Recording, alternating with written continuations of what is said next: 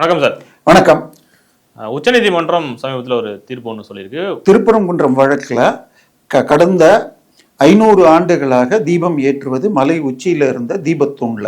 ஆனால் 1915க்கு பிறகு பிரிட்டிஷ் காலத்தில் ஏதோ ஒரு வழக்கு, பின்னர் முதல் உலகப் போர், 2ஆம் உலகப் போர்லாம் மேலே ஏற்றினா எதிரிகளுக்கு அடையாளம் தெரியும்னு ஏற்ற வேண்டாம்னு விடப்பட்டது. கிட்டத்தட்ட 100 வருடங்களாக உச்சியில் இருக்கிற தீபத்தூண்ல ஏற்றாம நடுவில் இருக்கிற மோட்ச தீபத்தூண்ல ஏத்திட்டு இருக்காங்க. இதை எதிர்த்து வழக்கில் 1996லேயே ஒரு தீர்ப்பு வந்துருச்சு. பட் அப்படியும் ஏத்தாம 2025ல் திரு ராமரவிக்குமார் போட்ட வழக்கில் மிக தெளிவாக நீதிபதி ஹைகோர்ட் ஆனரபிள் ஜஸ்டிஸ் அங்க நேரில் போய் பார்த்து 96 தீர்ப்பு படியாக அங்க இருக்கிற ஆக்கிரமிப்பு சிக்கந்தர் தர்கால இருந்து 15 மீட்டர் தள்ளி ஏத்தலாம் அப்படின்னு கொடுத்துருக்கு. இவர் அளந்து பார்த்து அது 59 மீட்டர் அந்த பக்கம் தான் இருக்குது. அதனால இதுல எந்த தப்பும் இல்லைன்னு தெளிவாக கொடுத்த பின்பும் திமுக ஆட்சி போன முறை ஏத்த விடல. சட்டம் ஒழுங்குன்னு சொல்லிட்டு அடுத்த நாள் ஏத்துறதுக்கு கொடுத்தாலும் ஏத்த விடாம 144 போட்டாங்க. ஆனால் அதே ஹைகோர்ட்ல கண்டெம்ட் வந்தப்ப நாங்க தடுத்தோம்னு சொல்லாம கலெக்டரையும் போலீஸ் மேல போட்டாங்க. இவங்க தப்பிச்சுட்டு போயிட்டாங்க. ஈவே ராமசாமி காலத்துல இருந்து கோர்ட்ல வந்தா பயந்தடிச்சுட்டு பின்னாடி ஓடுறது, பின்னங்கால் பிடர ஓடுறது. வெள்ளக்காரங்காலத்துல ஜீவா புக்கை டிரான்ஸ்லேட் பண்ணதுக்காக பகத்சிங் புக்குக்கு மன்னிப்பு கேட்டவர் ஈவேரா. அந்த பரம்பரை இது. இப்ப தாவேகா வந்த பிறகு கார்த்திகையப்ப பார்த்துக்கலாம் நாங்க விசாரிப்போம்னு சொல்லாம சட்டத்துறை அமைச்சரும் அந்த திருப்பரங்குன்றம் எம்எல்ஏவாக இருக்கிற நிர்மல்குமார் நாங்க எப்பயும் கடந்த பல ஆண்டுகளாக ஏற்றும் அதே இடத்துலதான் ஏத்துவோம், ஹைகோர்ட் தீர்ப்பை மதிக்க மாட்டோம் அப்படிங்கிறார். சட்டத்துறை அமைச்சர் எப்படி பேசலான்னு தெரியல. இன்னைக்கு அப்பீலுக்கு கொண்டு போனப்ப 6 மாசம் ஆச்சு இந்த தீர்ப்பு வந்து. நீங்க இத்தனை நாள் கழிச்சு ஏன் இப்ப கொண்டு வந்தீங்க? அதுல என்ன பிரச்சனைன்னா அப்பவே கொண்டு வந்திருக்கணும். இதை ஏத்துக்க முடியாதுன்ட்டாங்க. ஏத்துக்கிட்டு இருந்தா இன்னும் அதிகமாக இது வந்திருக்கும். ஸோ மிக நல்ல தீர்ப்பு. உச்ச நீதிமன்றம் ஏற்கனவே ஒரு நீதிபதி கொடுத்ததை திருப்பி பெஞ்ச் கன்ஃபார்ம் பண்ணிருக்கு. இதை விட்டுட்டு இதே திருப்பி இது மாதிரி பண்ணீங்கன்னா திமுக தோல்விக்கு காரணம் அவர்கள் தமிழர் விரோத ஆட்சி நடத்தினதுனாலதான். விஜய் பாஷையில சொன்னா கொத்து பரோட்டா ஆனாங்க. நீங்களும் அந்த நிலைக்கு போகாம இந்த தீர்ப்பை உடனடியாக ஏற்று வரும் கார்த்திகை அங்க மலை உச்சியில இருக்கிற தீபத்தூண்ல தான் ஏத்தணும். கோயில் சொத்துக்கள் அனைத்தும் பாதுகாக்கப்படும் அப்படின்னு அமைச்சர் ரமேஷ் வந்து பேசியிருக்காரு. இல்ல, அமைச்சர் நீங்க சொல்ற அதே நேரத்துல நேற்றைக்கு 2-3 தீர்ப்பை பார்க்கலாம். ஒண்ணு, ஏற்கனவே பழனி 100 கோடி சொத்து வழக்கு இழுத்துக்கிட்டே இருக்கு. அதை தாண்டி மதுரையில ஒரு 60 கோடி சொத்து விற்கப்பட்டு அதன் பிரச்சனையும் ஓடிக்கிட்டு இருக்கு. அது மதுரை மீனாட்சி அம்மன் கோயிலுக்கு சொந்தம். இப்ப இன்னைக்கு காலையில இன்னைக்கு பேப்பர்ல பாத்தீங்கன்னா அமிர்தாஞ்சன் நிறுவனம் லஸ்கார்னர்னு நம்ம சொன்னாலே அடையாளத்துக்கு அந்த சொல்லப்படுறது அமிர்தாஞ்சன் சொல்லுவோம். அந்த 14 கிரவுண்ட் 1901ல கொடுக்கப்பட்டு 99 வருஷம் லீஸ் 2000ல முடிஞ்சாச்சு. 2001ல இருந்து இவர்கள் ஆக்கிரமிப்பில் இருக்கிறார்கள், முன்னாடி இருந்தவர்கள்ட்ட போயிட்டு. இது வழக்கெல்லாம் போட்டு 2018 வரைக்கும் 14 கிரவுண்டுன்னா 33,000 சதுரடி வரும். ஸோ 3,30,000 ரூபாய் ஒரு மாசத்துக்குன்னு சொல்லி 8 கோடி ரூபாய் 2018 வரைக்கும் இப்ப நேத்தி கட்டியிருக்காங்க. நம்ம இருக்கிறது 26. இன்னொன்னு, ஒரு வாடகை பிக்ஸ் பண்ணா 3 வருஷத்துக்கு ஒரு தடவை 10% ஏறும். அப்ப 330 2001ல பிக்ஸ் பண்ணி தான் 2004ல ஏறி இருக்கணும், 7ல ஏறி இருக்கணும். ஸோ மிச்சத்தையும் கணக்கு பண்ணி பண்ணணும். நம்ம இதை பேசுற நேரத்துல இதே மாதிரி நீங்க இதுக்கு போயிருப்பீங்க, ஸ்ரீபெரும்புதூர் போறதோ இல்ல ராணிப்பேட் போகணும்னா வழியில குயின்ஸ்லாண்ட் பார்ப்பீங்க. குயின்ஸ்லாண்ட் இருப்பதும் பாப்பான் சத்திரம், வேணுகோபால சுவாமி மற்றும் காசி விஸ்வநாத சுவாமி கோயிலுக்குள்ள இடம். அதுக்குள்ளுக்குள்ள இருக்கிற ஒரு 13 ஏக்கர் என்னமோ கோயில் இடம், ஒரு 20 ஏக்கர் ரெவின்யூ டிபார்ட்மெண்ட். கோயில் இடத்திற்கு 9.5 கோடியும் ரெவின்யூக்கு 11.5 கோடியும் மொத்தம் 20 கோடியை கொடுத்துட்டு அவங்கள வெக்கேட் பண்ணுங்கன்னு 2 நீதிபதிகள் கொடுத்த தீர்ப்பை அந்த குயின்ஸ்லாண்ட் உரிமையாளர், அவர் முன்னாள் காங்கிரஸ் எம்எல்ஏ ஊர்வசி அமிர்தராஜ், ஒரு கிறிஸ்தவர், அவருடைய தாயார் கிண்டி எம்கேஎன் ரோட்ல ஒரு சர்ச் பாஸ்டராகவும் இருக்காங்க. அவங்க இன்னைக்கு நடத்திட்டு இருக்காங்க. சரி, அதுல தப்பு இல்லை, அவங்க மதம் அவங்க இஷ்டம்.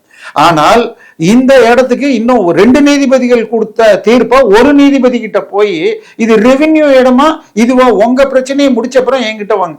நீ 1000 ரூபா வருஷ வாடகைக்கு வந்துட்டு அக்ரிகல்ச்சர் பண்றேன்னு உள்ள நுழைஞ்சுக்கிட்டு இன்னைக்கு சொகுசு பார்க்கு நடத்துறேன் நான், நீங்களும் போய் பார்க்கணும்னா 750 ரூபா மினிமம் இதுக்கு, அதுக்கு மேல இன்னும் எக்ஸ்ட்ரா கட்டணும். ஆனால் இந்த வாடகையை தரல.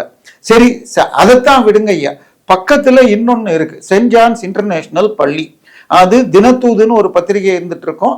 அந்த பத்திரிகையுடைய ராஜ்குமார் என்ற பாஸ்டர் அவர் நடத்திட்டு இருந்தார். அவருக்கு 4 மகன்கள்.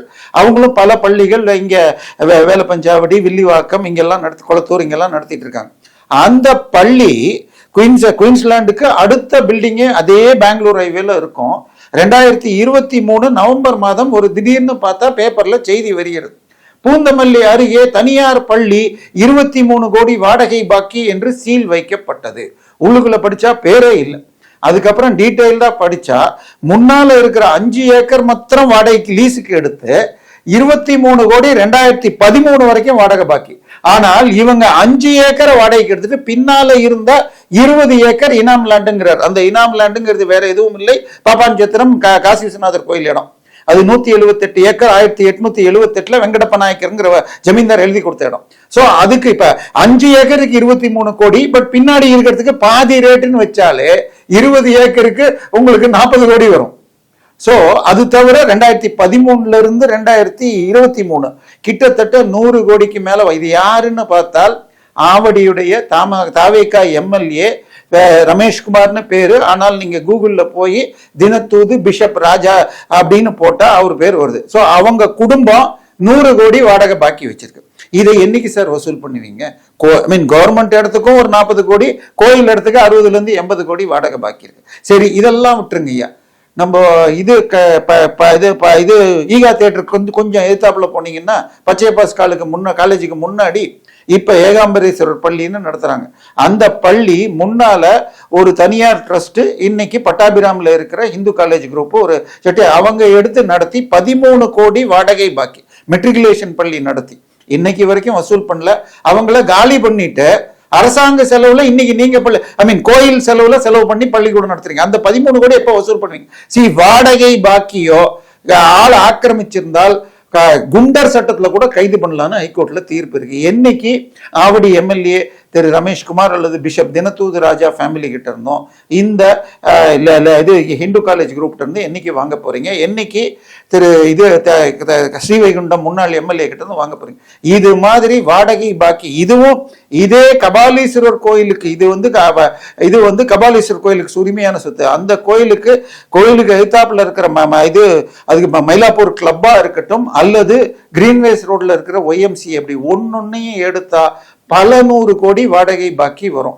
நீங்க உங்களுக்கு ஹெச்ஆர்என்சி வெப்சைட் படி அவங்களுக்கு 28 கோடி சதுர அடி உங்களுக்கு வீட்டு மனைகள்.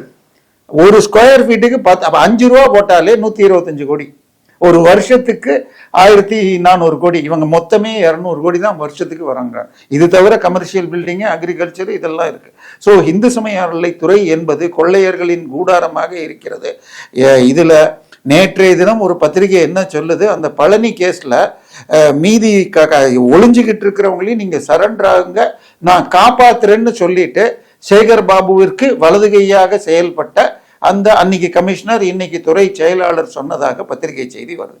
அந்த செயலாளர் தன்னுடைய மாமனாரை எக்மோர்ல இருக்கிற பெருமாள் கோயிலுக்கு ட்ரஸ்டியா போடுறாரு 84 வயசுல. ஏன்னா அந்த கோயிலுக்கு சொந்தமான இடத்தை மெட்ரோவுக்கு வித்து 40 கோடி அந்த கோயில்ல இருக்கு. மாமனார் இறந்த உடனே இப்ப மாமியாரை போட்டிருக்காரு. எப்படி இந்த ஐஏஎஸ் ஆபீசர்கள் இப்படி செய்யறாங்கன்னு தெரியல. அவர் இந்து சமய அறநிலைத்துறை, வருவாய்த்துறை மற்றும் பத்திரப்பதிவுக்கு ஒரே அதிகாரியாக இருந்து இதை பண்றாங்க. ஸோ விஜய் அவர்கள் பல நல்ல நடவடிக்கைகளை மாத்திக்கிட்டு இருக்காரு. இந்த துறையிலும் வேகமாக நடவடிக்கை எடுப்பார்னு நம்பலாம். திருப்பதியில இந்த பட்ஜெட்டோட பேப்பரை வச்சு பூஜை பண்ணதுக்கு சம்பந்தமா இங்க எதிர்கட்சிகள் திமுக குறிப்பா எதிர்த்து நிறைய குரல் கொடுக்குறாங்க. இப்படி பார்க்குறேன். இல்ல, அதாவது வேளாண் பற்றி விவசாயத்துறை அமைச்சர் திரு வினோத் அவர்கள் திருப்பதிக்கு போய் திருப்பதி சாமி கிட்ட அந்த பட்ஜெட் நகலை வைத்து ஆசீர்வாதம் வாங்கிட்டு வந்தாருங்க. சரி, நம்மளை பொறுத்த வரைக்கும் பட்ஜெட்ங்கிற பேப்பர்கள் பெருமளவில் ரகசியமாக இருக்கும். அது வெளியில வர முடியாது. பட் பட்ஜெட்னு வச்சுக்கிட்டு வெறும் ஒயிட் பேப்பரை கூட வச்சுட்டு வாங்கியிருக்கலாம். அது அவருடைய நம்பிக்கை. சரி, விஜய் அவர்கள் ரிசல்ட் வர்றதுக்கு முன்னாடி திருச்செந்தூருக்கும் இதுக்கும் போயிட்டு வந்தார். அவங்க நம்பிக்கை.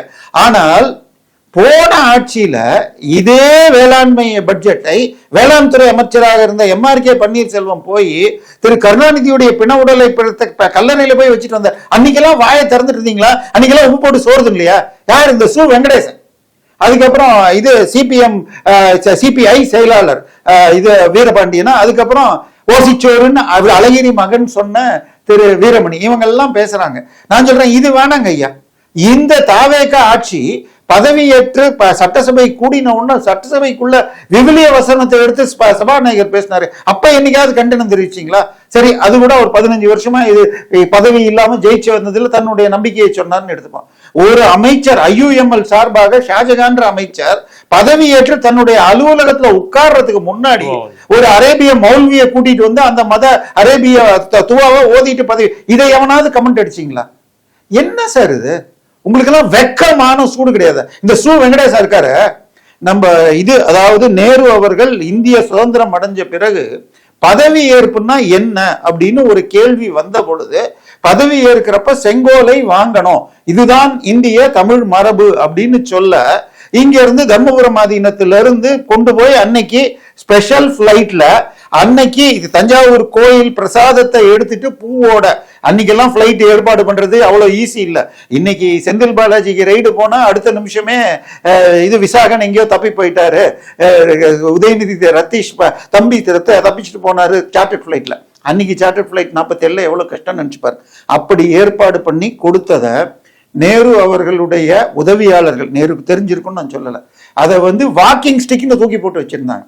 அதை சுத்தம் பண்ணி கிளீன் பண்ணி மீண்டும் அதை பாலிஷ் பண்ணி புதிய பாராளுமன்றத்துல வச்சப்ப இவன் பாராளுமன்றத்துல இந்த வெங்கடேசன் பேசுறான், நீங்க செங்கோலை வச்சுட்டீங்க, ஆனா அந்த செங்கோலை வச்சிருந்த தமிழ் அரசர்கள்லாம் அரண்மனையில பல மனைவியில சீனால முக்கியமான இந்த கம்யூனிஸ்ட் தலைவர் அவர் ட்ரெயின்ல பீக்கிங்ல இருந்து வேற ஏதாவது மாகாணத்துக்கு சில மணி நேரம் பயணம் போகணும்னா 2 கோச்ல 15 இருந்து 40 வயசுக்கு வெரைட்டியா கலரா பெண்களை கூட்டிட்டு போறான். அவர் கேட்கறத கொடுக்கறது அந்த மாதிரி பொறுக்கி நான் இங்க பின்னாடி மார்க்சிஸ்ட்னு வச்சுக்கிட்டு நீ எதுக்குடா தமிழ் பாரம்பரிய பேசுற?